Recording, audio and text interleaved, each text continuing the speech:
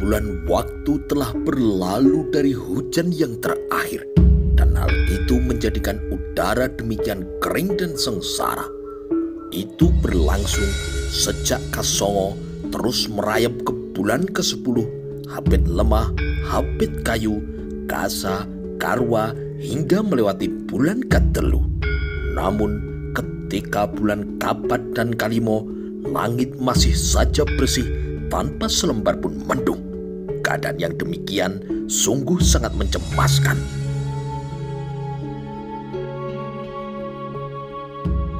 Manusia, binatang, dan pepohonan menangis, dan semua berharap segala penderitaan itu akan segera berakhir, seperti jalan panjang ke depan selalu menjanjikan ujung, meskipun sebenarnya tanpa ujung. Daun kering menangis, daun beluntas kini merangkas. Di antara sesama pepohongan kini tidak saling lagi menyapa. 10 bulan yang lalu, hujan memang turun menggila di mana-mana pada bulan Kanem, Kapitu, dan Kawolu. Hal itu menyebabkan banjir terjadi di banyak tempat. Ada saatnya hujan demikian dirindukan, tetapi ada waktunya pula hujan yang turun dengan jumlah air yang kebablasan berbuah bencana yang mengerikan. Hujan ada saatnya menjadi anugerah, tetapi hujan juga berkesanggupan untuk menjadi sebuah bencana. Seperti api kecil, kecil adalah sahabat yang baik, namun jika terlalu besar, namanya adalah bencana. Hujan telah menyebabkan longsor yang mengubur rumah-rumah di lereng bukit. Hujan pula yang menenggelamkan rumah-rumah penduduk dan memberangus nasib mereka beberapa bulan ke depan karena gagal panen. Apalagi jika hujan itu masih dibarengi badai dan puting beliung, rumah sekukuh apapun pasti akan ambruk dilibas kekuatannya yang sungguh mengerikan. Puting beliung yang mampu memilin udara dan melibas benda apapun, rumah diterjang, rumah juga berantakan. Gajah diterjang, gajah pun akan terlempar. Namun yang terjadi kini justru adalah sebaliknya. Sungai-sungai tidak berair, sumur dikeduk semakin dalam dan semakin dalam. Ketika air sangat dibutuhkan dan masih terlihat mengalir di Kali Brantas, banyak orang yang menggagas bagaimana cara untuk mengangkat sisa air itu naik ke permukaan. Gagasan yang tetap sebatas gagasan itu karena mustahil untuk diwujudkan. Membendung Kali Brantas dan mengangkat airnya sungguh adalah sebuah gagasan gila, kecuali jika pemilik gagasan itu adalah raja yang punya kewenangan untuk menjatuhkan perintah kepada para kawula tanpa terkecuali untuk bekerja bahu-membahu membendung sungai itu, seperti dulu yang pernah dilakukan oleh Prabu Erlangga. Air memang masih mengalir di Kali Brantas, tetapi debitnya hanya sedikit dan dangkal. Sia-sia dan sayang karena air itu terbuang ke laut. Andai saja air itu bisa dinaikkan untuk dimanfaatkan membasahi sawah, maka tanaman yang merangkas pasti akan menghijau kembali. Sawah-sawah akan kembali menghampar seperti permadani dan penderitaan karena kemarau yang panjang itu pasti bisa sedikit dikurangi. Setidaknya berbagai tanaman akan terbebas dari sesak nafas yang membelit. Kemarau tidak hanya meranggas di kampung-kampung pedukuhan, di sawah-sawah, dan juga pekarangan. Bahkan hutan pun kini demikian kering, dan penghuni-penghuni hutan itu kini bingung. Mereka tidak tahu bagaimana menyikapi keadaan yang luar biasa itu. Menjangan yang butuh air tidak tahu kemana bisa mendapatkan air untuk minum. Namun rasa haus itu kemudian memancing menjangan itu untuk mendekati Blumbang yang masih bersisa. Namun ternyata Blumbang itu menyembunyikan bencana. Blumbang yang airnya mulai surut yang selalu dikunjunginya itu ternyata menyembunyikan bahaya karena di sana ada harimau yang menunggu bersembunyi di balik semak dan siap menerkam jika menjangan itu berada dalam keadaan lena. Dalam pada itu, nun jauh tinggi di langit, helang miter anam yang soho tangis kapanasan amalar deres ing jauh. Kemana arah pun sejauh mata memandang, langit yang bersih itu justru menggelisahkan hatinya. Jika burung kalang-kayang bisa demikian menderita, lalu bagaimana dengan burung cataka yang untuk mengobati rasa hausnya hanya mendambakan tetes-tetes air hujan, karena jika turun ke gelombang, ia pasti akan diusir oleh burung-burung kecil yang bersikap galak dan amat tidak bersahabat pada dirinya. Tidak hanya manusia yang berebut air itu, karena rupanya duka para Shena masih belum seberapa dibanding dengan duka para burung-burung cucur dan tadah asih. Bagi pasangan ini, kesedihan karena belum juga turun hujan masih harus ditambah dengan rembulan yang menyusut. Mereka masih harus menunggu lama untuk datangnya purnama sebagai penghibur gundah hatinya. Cucur tadah asih suaranya, kawelas harap anangisi pangiwang ing bulan. Kesulitan pun menggeliat membelit kaki siapa saja. Antara ternak dan manusia saling berbagi untuk minum, bukan untuk mandi. Bahan makanan jauh berkurang menjadi penyebab harga menjadi membubuk. Maka beras kini menjadi jenis makanan yang mewah. Orang lebih suka menjual beras yang dimilikinya untuk mendapatkan jagung yang lebih berlimpah atau gaplek yang lebih mengenyangkan perut, setidaknya untuk bertahan sampai musim hujan tiba. Bambu-bambu muda pun kini juga menjadi pengganjal perut mereka sementara. Soal ada yang keracunan itu hanya nasib. Beberapa orang mati karena keracunan gaplek memang sering terjadi. Jenis bohong pandesi memang sering meminta korban karena kandungan racunnya yang pekat. Sementara itu, langit demikian bersih sepanjang hari. Tidak terlihat selembar pun mendung yang dirindukan. Debu mudah mengepul ketika ada kuda yang melintas. Pemilik kuda yang tinggal jauh dari kali berantas pasti akan mengalami kesulitan dalam mencarikan rumput. Di sepanjang bantaran sungai, rumput terlihat masih menghijau. Namun para pemilik kuda atau penyapit rumput yang menjual jasa kini terlihat cemas membayangkan ke depan rumput pun pasti akan mengering. Karena hanya di tempat itu yang masih menyisakan makanan ternak, sepanjang pagi sampai petang banyak sekali orang yang mencari rumput. Di antaranya adalah penyapit rumput yang mencari uang dengan cara itu. Bagi orang-orang kaya yang memiliki ternak dalam jumlah yang banyak juga membutuhkan rumput yang banyak pula, sehingga jasa pencari dan penjual rumput itu sangat membantu mereka. Kalau rumput itu habis, para pemilik kuda, sapi, dan kerbau tidak tahu lagi bagaimana bisa memberi kebutuhan makan binatang-binatangnya. Amat mungkin sapi atau kerbau itu terpaksa digiring ke jagal mumpung masih berdaging dan bisa dijual eceran.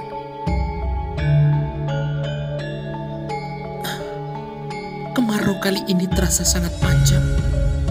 Kira-kira kapan hujan akan turun lagi? Keluh seorang perempuan yang mendengar keluhan itu seorang laki-laki tetangganya. Orang itu kemudian tersenyum. Tentu saja ia memiliki kerinduan yang sama dengan yang dikeluhkan oleh tetangganya itu.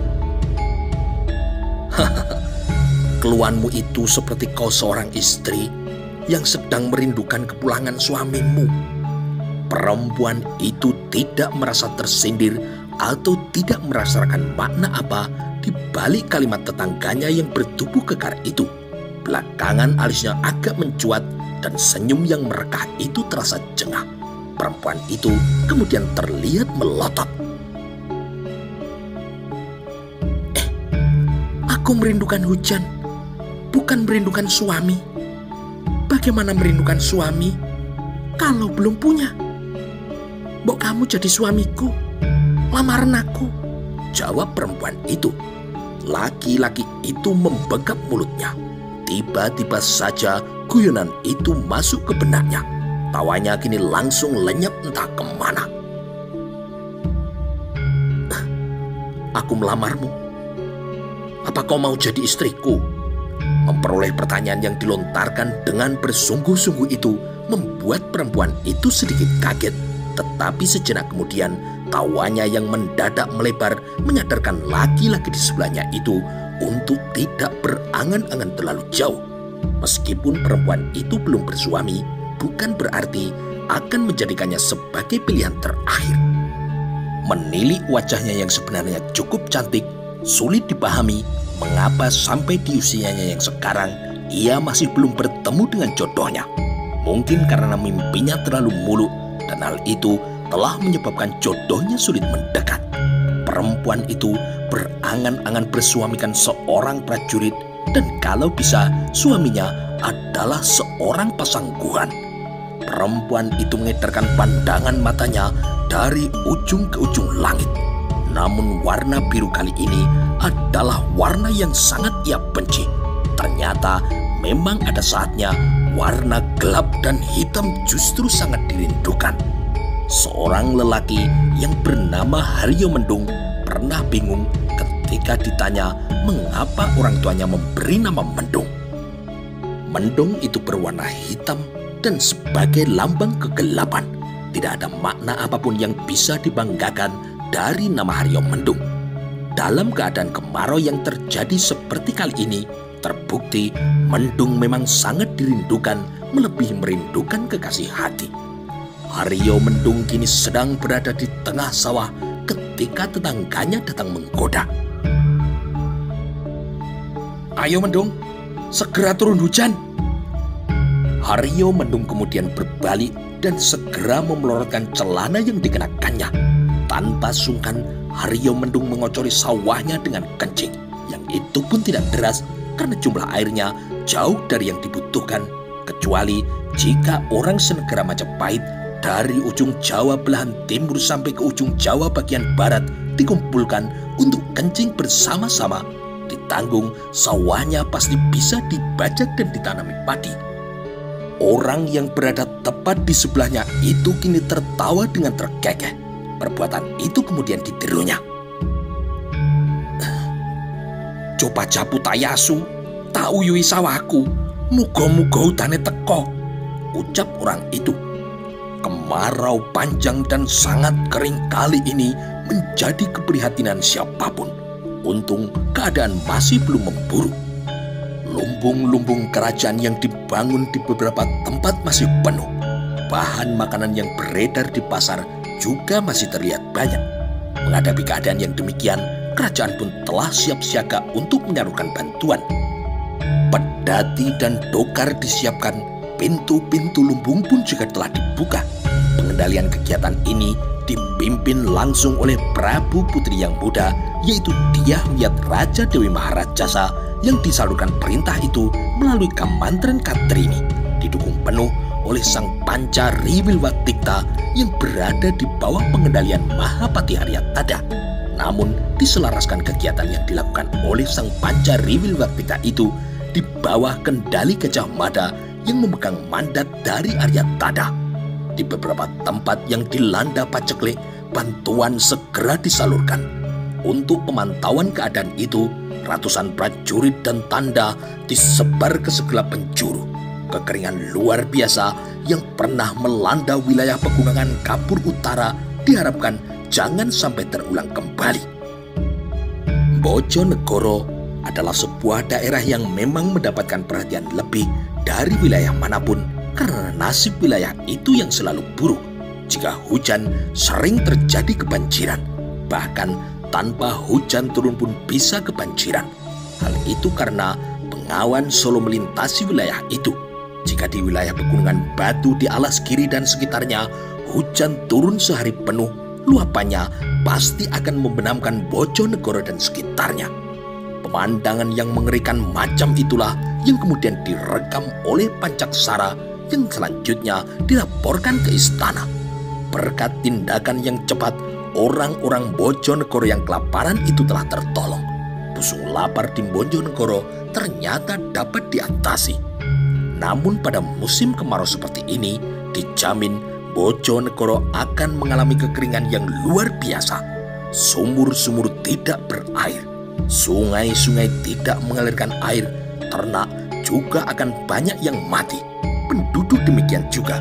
Pusung lapar akan terjadi di mana-mana dan aneka macam penyakit kulit akan bermunculan karena berhari-hari tidak pernah mandi. Daun-daun kini merangkas. Hujan jati kini berubah menjadi hutan tombak yang serba mencuat menuding langit, mencaci awan yang tidak berani menampakkan diri. Untunglah para pejabat Majapahit tidak melupakan wilayah Bojonegoro dan sekitarnya yang amat menderita. Berpuluh-puluh pedati bahan makanan dikirim dan dibagi secara adil dan merata. Kiriman bahan makanan itu setidaknya bisa mengamankan kebutuhan makanan dalam sebulan atau 2 bulan ke depan. Perhatian istana juga menyebar ke wilayah lain yang menderita karena kekurangan bahan makanan. Juga layak disyukuri karena dari masa panen di tahun yang lalu, lumbung-lumbung telah terisi berjejal-jejalan. Gabah yang disimpan mencapai jumlah yang memadai untuk dihadapkan pada keadaan genting. Demikian juga dengan persediaan gaplek yang terbuat dari ketela. Nun jauh di sudut pelosok Majapahit, seorang kakek tua merenungkan keadaan itu. Kakek tua itu masih disebut Buyut, meskipun tidak lagi menjabat sebagai buyut. Nama yang dipakainya sekarang adalah Ajar Padmaguna. Oleh sebuah alasan yang hanya dirinya yang mengerti, Ki Buyut telah membuang nama aslinya jauh-jauh, seolah-olah ada bagian dari masa silamnya yang ingin dilupakan. Mungkin karena yang terjadi di masa silam itu terlalu pahit untuk dikenang. Meskipun usianya sudah tua, Ki Buyut masih bermata tajam dan bertelinga awas, juga mampu berpikir dengan jernih. Dengan bertumpu pada tongkatnya, Ki Ajar Padmaguna masih mampu berjalan mengelilingi pedukuhannya. Pengalaman hidupnya yang panjang dan memiliki usia yang paling tua di kampung itu menempatkan Ki Ajar Padmaguna menjadi orang yang sangat dihormati, tidak hanya oleh para tetangga sebelah, tetapi juga oleh orang-orang dari kampung yang lain. Di pendopo rumahnya, Ki Buyut kini duduk bersila. "Dahar sarapan, Kiai." Sebuah suara kini muncul dari belakangnya. Tanpa menoleh, Ki Buyut itu kemudian menggeleng. "Aku belum merasa lapar dan tidak ingin makan, Nyai. Tetapi, tolong panggilkan suamimu. Aku mau bicara, Nyai." Branjang Ratus, nama suami dari perempuan itu, adalah anak Ki Buyut satu-satunya yang masih hidup dari yang semula berjumlah 3. Birowo, anak pertamanya yang mengabdi sebagai seorang prajurit di Mojopahit, menjadi pengikut Mahapati Nambi, mati dalam peperangan dalam mempertahankan benteng Pajaraan, tidak jauh dari Yewangga atau para Balingga. Lalu anak kedua juga laki-laki, Banyak Telangkas. Ia mati dipatuk oleh ular.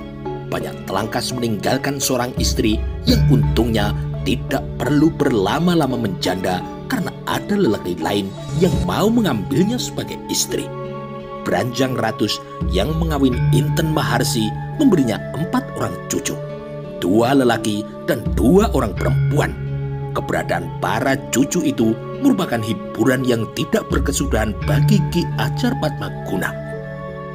Cucu-cucu yang sangat disayangnya itu kini telah beranjak remaja. Kepada cucunya, sebagaimana dulu di masa muda Ki Ajar Padmaguna berangan-angan, Ki Ajar Padmaguna bercerita tentang bagaimana perjalanan hidupnya di masa muda yang penuh dengan perjuangan dan semangat yang membara. Branjang Ratus yang mengetahui romonya membutuhkan kehadirannya kini bergegas turun dari pohon kelapa yang dipanjatnya. Untuk kebutuhan masa istrinya, Ki Branjang Ratus harus menurunkan 1 janjang kelapa tua dan 1 janjang lagi kelapa yang masih muda. Di pekarangan rumahnya yang luas ada hampir 100 pohon kelapa yang sebagian diantaranya menjulang terlalu tinggi, menakutkan siapapun untuk memetiknya. Ki Buyut Padmaguna kini membalut tubuhnya dengan kain yang panjang yang dipelitkan pada bagian pinggang. Separuh sisanya kini disampirkan ke pundak menjadi semacam selendang sekaligus sebagai jubahnya. Rambutnya tidak selembar pun yang menyisakan warna kehitaman, tetapi rambutnya terlihat masih lebat dan panjang. Itulah sebabnya ukuran gelung kelingnya cukup besar melingkar di atas kepalanya. Jenggot dan jambangnya kini menyatu dan panjang. Jika duduk, rambut panjang itu menyentuh pangkuannya. Wibawa yang dimilikinya demikian besar menyebabkan semua orang di Pedukuhan tempat ia tinggal sangat menghormatinya. Untuk berbagai keperluan, para tetangga dan penduduk Pedukuhan yang lain selalu meminta petunjuk dan restu dari Ki Ajar Padmaguna. "Ada apa, Romo?" tanya Ki Branjang Ratus. Ki Buyut Padmaguna tidak segera menjawab pertanyaan itu. Perhatiannya diobral ke langit yang lengang tanpa mega. Langit dengan udara yang kering kerontang yang menjanjikan kekeringan yang tanpa ujung. Begitu bersihnya langit, jangankan mendung, selembar mega pun kini tidak terlihat.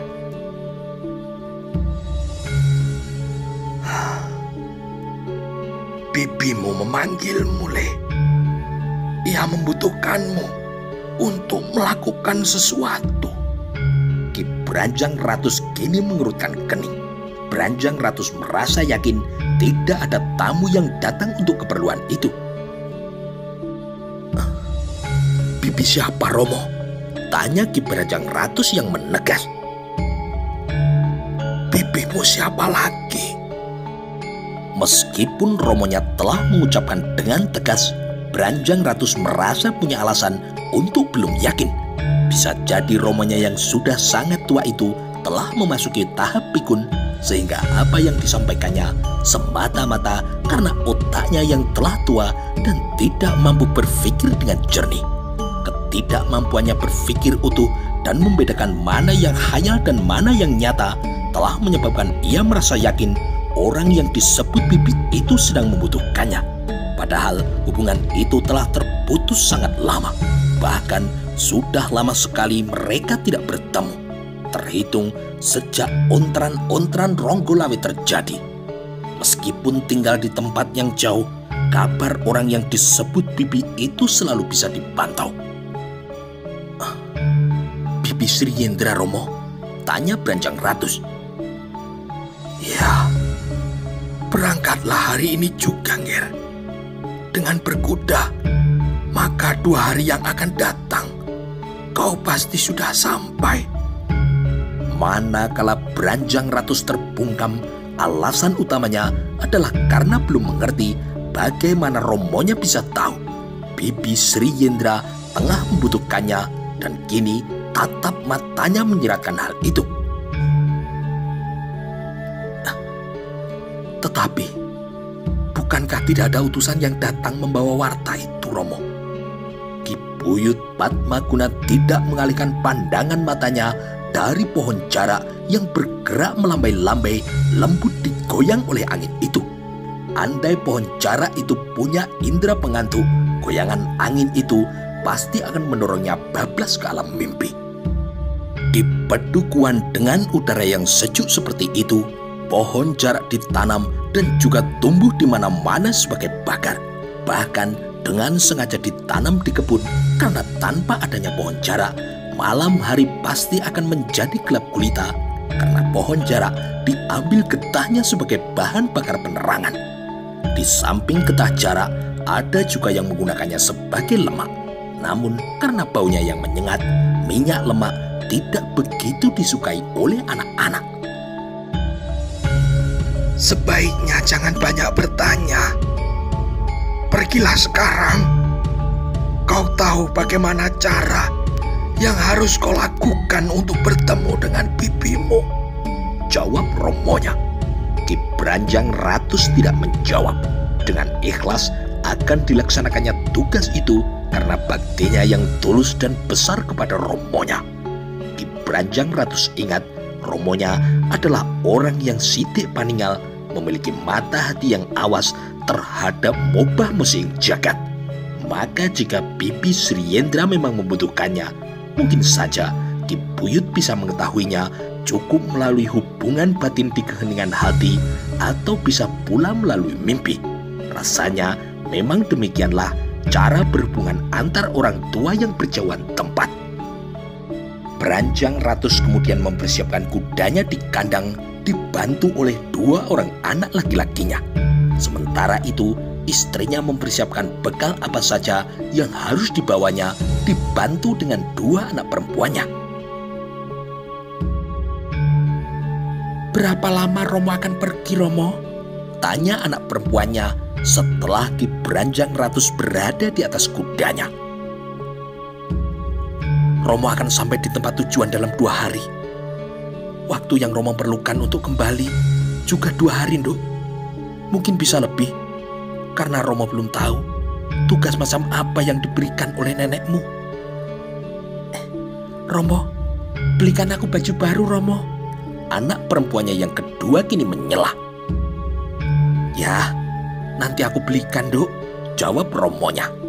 Maka sejenak kemudian senyap siang itu pecah oleh suara kuda yang berderap di jalanan yang membelah pedukuhan. Demikian parah keadaan karena kemarau panjang itu sehingga sepanjang jalan yang dilewati debu mengepul berhamburan. Keadaan yang serba kering dan kerontang adalah pemandangan yang akan selalu dilihat oleh Beranjang Ratus di sepanjang perjalanannya. Begitu keluar dari pedukuhan, Beranjang Ratus akan melewati tepian hutan. Dalam keadaan biasa, hutan itu akan menghijau. Tetapi kali ini, hutan itu terhapus dari warna hijau. Yang tersisa hanya pohon-pohon yang tanpa daun. Berbeda dengan 3 saudaranya, anak bungsu Ki Beranjang Ratus selalu memiliki rasa ingin tahu yang besar. Rasa ingin tahunya itu ditumpahkan kepada kakeknya yang kini masih duduk bersila di pendopo. Nala kini menempatkan diri di belakang. Pijatan yang dilakukan ke pundak Ki Padmaguna telah membuat kakek yang berambut putih itu sangat berkenan. Nala yang punya otak amat cair itu kemudian diraih dan dipeluknya. "Kemana Romo pergi, Mbah Kung?" tanya Nala. Ki Buyut kini memandangi cucunya itu dengan rasa yang bangga. "Simbah putrimu sedang membutuhkannya. Ia pergi untuk menemuinya." Siapa nenek yang dimaksud, Nala mengetahui cukup banyak. Akan tetapi, kisah tentang nenek yang belum pernah dilihat wujudnya itu selalu menarik perhatiannya. Kakeknya selalu punya banyak sempalan peristiwa yang menarik untuk disimak. Jika kakeknya bercerita tentang neneknya Sri Yenda, selalu saja ada hal baru yang diceritakan, yang mungkin akan selalu disimaknya cerita itu dengan penuh gairah. Meskipun belum pernah bertemu dengan nenek Sri Yendra, Nala yakin nenek yang belum pernah dilihat wajahnya itu akan menganggap dirinya benar-benar sebagai cucunya. "Mbah Kung, bagaimana Mbah Kung tahu kalau nenek sedang membutuhkan bantuan dari Romo?" tanya Nolo yang terus mengejar. Ki Buyut kini mengelus-elus rambut cucunya. "Apakah nenek Sri Yenda sedang kesusahan hingga beliau memerlukan bantuan dari Romo?" tambah bocah itu. "Sama sekali tidak. Nenekmu tidak sedang mengalami kesusahan. Nenekmu mungkin satu-satunya orang yang tidak perlu mengalami kesusahan dalam bentuk apapun. Namun, itu bukan berarti nenekmu tidak butuh bantuan." Ki Buyut kini menjawab. Nala merasa harus mengejar satu hal yang sangat penting. "Mbah Kung, tolong ceritakan bagaimana cara Mbah Kung bisa tahu kalau nenek Sri Yendra tengah membutuhkan bantuan. Bukankah tidak ada orang yang datang kemari untuk mewartakan hal itu, Kung?" Jika yang bertanya orang lain, tamu yang datang membawa penasaran misalnya, Ki Padmaguna tidak akan mau menjawab pertanyaan itu. Namun kali ini yang bertanya adalah cucu kesayangannya. Ki Padmaguna sadar tidak menjawab pertanyaan itu pasti akan membuat cucunya kecewa. Bagong semalam bertemu dengan nenekmu melalui mimpi. Di tepi pantai dengan ombak yang mengalir dengan deras. Nenekmu mengutarakan butuh bantuan dari Ramamu. Itulah karenanya Ramamu kukirim untuk menemuinya. Ramamulah orang yang dipilih untuk membantunya, jawab Ki Padmaguna. Bantuan apa, Bagong? Tanya Nala. Nenekmu hanya mengatakan sedang butuh bantuan. Tetapi ia tidak mengatakan bantuan apa yang dibutuhkannya. Jawaban itu bagi Nala yang telah mampu berpikir menggunakan nalar terasa sangat aneh. Namun Nala tidak berniat mengejar untuk memperoleh jawaban yang paling masuk akal. Ingat kelapa muda yang telah diturunkan romonya dari pohon, Nala segera berlari untuk menghambur seperti apa yang dicemaskan. Satu janjang kelapa muda yang telah diturunkan dari pohon itu menjadi jarahan saudara-saudaranya. Namun Nala tidak harus kecewa tidak kebagian. Soal memanjat kelapa, Nala justru sangat mumpuni dengan kelincahan mirip seekor beruk, binatang sejenis kera tetapi memiliki ukuran yang jauh lebih besar. Ki Buyut kemudian turun ke halaman. Kali ini perhatiannya ditujukan kepada gunung yang tengah menjulang dengan tinggi. Dengan arah lurus di depan rumahnya, mata hati Ki Buyut Padmaguna membaca sesuatu pada gunung itu. Hal yang layak dicemaskan, padahal nun jauh di sana, di puncak gunung itu, tidak ada asap yang mengepul terbawa angin. Gunung itu Kamput namanya. Gunung itu sedang menggeliat. Tenaga raksasa kini tengah mendidih di kedalamannya dan amat butuh penyaluran. Padahal pada waktu yang bersamaan di tempat yang lain tidak jauh dari Pabanyu Bintah, sesuatu di bawah tanah tengah bergerak mengancam keselamatan siapapun. Jika tanah itu bergerak, boleh jadi ia akan merobek celah kebundan Gunung Kamput dan menumpahkan isi perutnya yang berupa cairan api, juga melontarkan batu-batu yang menyala dengan ukuran yang sebesar gajah.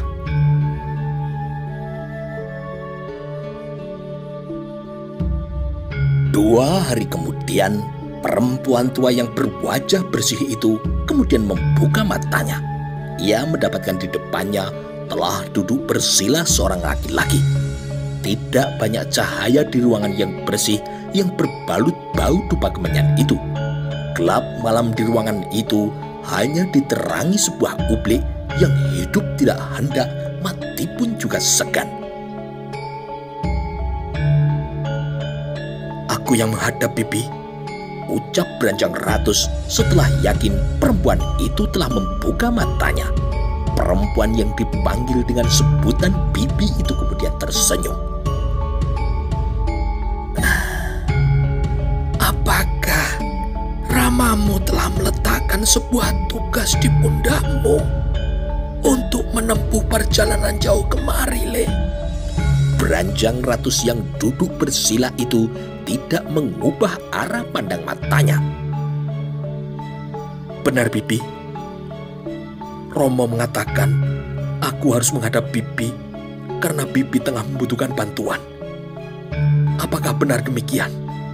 Perempuan yang dipanggil dengan nama Sri Yendra itu kemudian mengangguk. Ramamu bermata awas. Ia tahu aku sedang butuh bantuan, ucap perempuan tua itu. Beranjang Ratus tidak ingin terlalu lama menunggu jawaban dari rasa penasarannya. Yang ia lontarkan penasaran itu kemudian melalui pertanyaan yang amat langsung ke persoalan. Bantuan apa yang Bibi butuhkan? Sri Yendra tidak segera menjawab. Yang ia lakukan justru memejamkan mata agak lama. Jika dibiarkan hal itu berlalu lebih lama, bisa jadi ia akan kebablasan tertidur. Akan tetapi Sri Yendra tidak membiarkan Beranjang Ratus merasa gelisah berlama-lama. Bagaimana kabar dan keadaan Ramamu, Beranjang Ratus? Tanya Sri Yendra. Beranjang Ratus juga tidak perlu menahan jawaban pertanyaan itu terlalu lama. Dengan sangat santun dan penuh hormat, Beranjang Ratus kemudian mempersiapkan diri untuk menjawab. Keadaannya baik, Bibi. Sri Yendra kemudian tersenyum dengan amat sejuk. Ceritakan bagaimana keadaan yang baik itu untuk orang seusia Ramamu, Le. Beranjang Ratus yang menunduk, kemudian ia mendongak. Sri Yendra kemudian tersenyum. Romo memang sudah tua, Bibi. Romo sudah tidak mampu berjalan dengan bertumpu pada kakinya sendiri. Untuk kemana-mana harus ada yang menemani dan juga memakai tongkat. Namun, Romo masih mampu mengelilingi pedukuhan, mengunjungi para tetangga. Telinga dan matanya masih awas, seawas yang muda-muda. Bahkan terbukti, Romo memiliki mata yang lebih tajam, yang kemudian menuntunku untuk menghadap Bibi sekarang ini. Sri Yendra yang terdiam beberapa jenak sebenarnya sedang menghitung waktu. Telah berapa tahun lamanya ia tidak pernah bertemu lagi dengan sahabatnya itu. Demikian erat hubungan persahabatan yang terjadi, eratnya melebihi saudara kandung. Namun pusaran Coklo Manggilingan telah memisahkan mereka. Nasib telah membawa masing-masing ke perjalanan hidupnya. Lalu, sekarang berapa jumlah anakmu, Nger? 4, Bibi. Mereka sudah remaja dan beranjak mandiri menapaki hidup masing-masing. Ada alasan yang sangat mendasar bagi Sri Yendra untuk mengetahui lebih banyak bagaimana kehidupan Ki Buyut Padmaguna, juga bagaimana dengan kabar anak keturunannya. Jika dimungkinkan untuk menengok, tentunya sangat menyenangkan. Namun hal itu tidak mungkin dilakukannya. Usianya yang sudah semakin tua serta kesehatannya yang sering memburuk telah menyebabkan perempuan itu harus sering berada di dalam biliknya. Apa yang dilakukannya justru seperti menyongsong entah kapan kematian akan datang menjemput. Jika dewa pencabut nyawa itu datang, pasti akan diterima kehadirannya dengan penuh rasa ikhlas. Tidak ada secuil pun isi dunia ini yang menjadi beban hingga sayang jika harus ditinggalkan. Tidak juga kekasih dan juga permata hati. Pada satu kurun waktu, kematian bisa menjadi sangat menakutkan.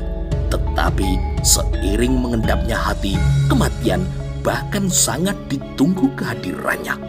Akhirnya perempuan yang bertubuh kurus itu merasa telah tiba saatnya untuk berbicara langsung kepada pokok persoalannya.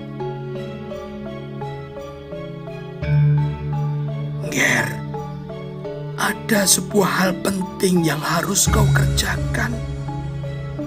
Bantulah aku untuk mencuri 2 buah benda pusaka yang sangat penting di Istana Majapahit. Masing-masing adalah Cihna Nagara, Gringsing Lobeng Loelaka, dan juga Songsong Udan Riwis. Udara kini mendadak bergolak di ruangan itu. Beranjang Ratus bingung. Mungkin karena pembicaraan menyangkut masalah yang sangat menakutkan. 4 ekor cicak yang melekat di dinding pun kini berhamburan untuk bersembunyi. Seekor tokek yang berukuran besar yang selalu menemani perempuan itu juga terpancing kini rasa ingin tahunya. Beranjang Ratus kini segera mencuatkan alisnya.